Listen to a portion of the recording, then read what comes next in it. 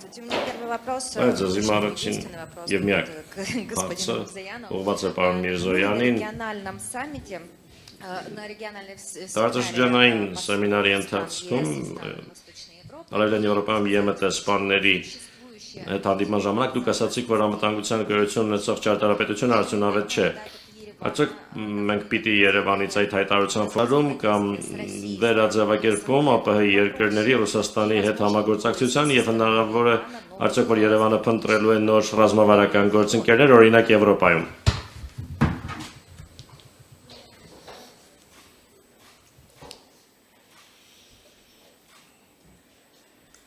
Շնորհակալություն հարցի համար։ Դուք մեջ բերեցիք իմ երեկվա խոսքերը, կարծում եմ ճիշտ կլիներ նաև փոխանցել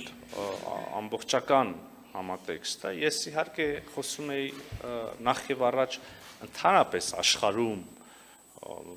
տարիներ շարունակ, տասնամյակներ շարունակ գոյություն ունեցած անվտանգային ճարտարապետության մասին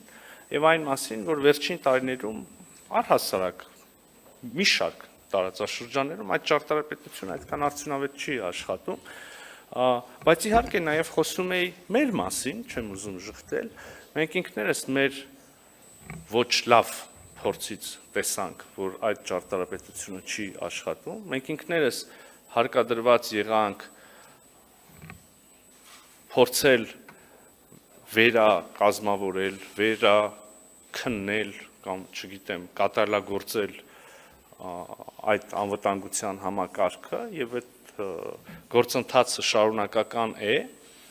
մասնավորապես անդրադառնալով հարցին այն մասին, թե մենք արդյոք պատրաստվում ենք վերաֆորմատավորել մեր դաշնակցային հարաբերությունները Ռուսաստանի Դաշնության հետ, ուզում եմ շատ ուղիղ պատասխանել, ոչ, մեր պարտավորությունները եւ իրավունքները եւ մեր մտադրությունները միմյանց նկատմամբ հստակ գրված են թղթի վրա, ստորագրված են, ավերացված են եւ դրանք որևէ մեկը չի լուծարել, միևնույն ժամանակ հայտնի են հայաստանյան կողմի մտահոգությունները այն մասին, որ նախատեսված միջոցառումները, մեխանիզմները ոչ անպայմանորեն միշտ եւ ոչ անպայմանորեն ամբողջությամբ կամ սահմանված կարգով աշխատել են, բայց սա բոլորովին այլ հարց է։ Այստեղ կարող ենք քննարկել սահմանված մեխանիզմների արդյունավետ գործարկման հարցը, բայց հարց այդ մեխանիզմների եւ ընդհանրապես հարաբերությունները վերաֆորմատավորելու մասին մեր օրակարգում չկա։ Իհարկե կա նաև մեր հարաբերությունները բազմակողմ միավորումների շրջանակներում, օրինակ հավաքական անվտանգության պայմանագրի կազմակերպության, այստեղ եւս հայաստանյան կողմի մեկնաբանությունը, գնահատականը գաղտնիք չի, ես այսօր որևէ նոր հայտնագործություն չեմ անի, եթե ասեմ, որ մենք բավարարված չենք ՀԱՊԿ-ի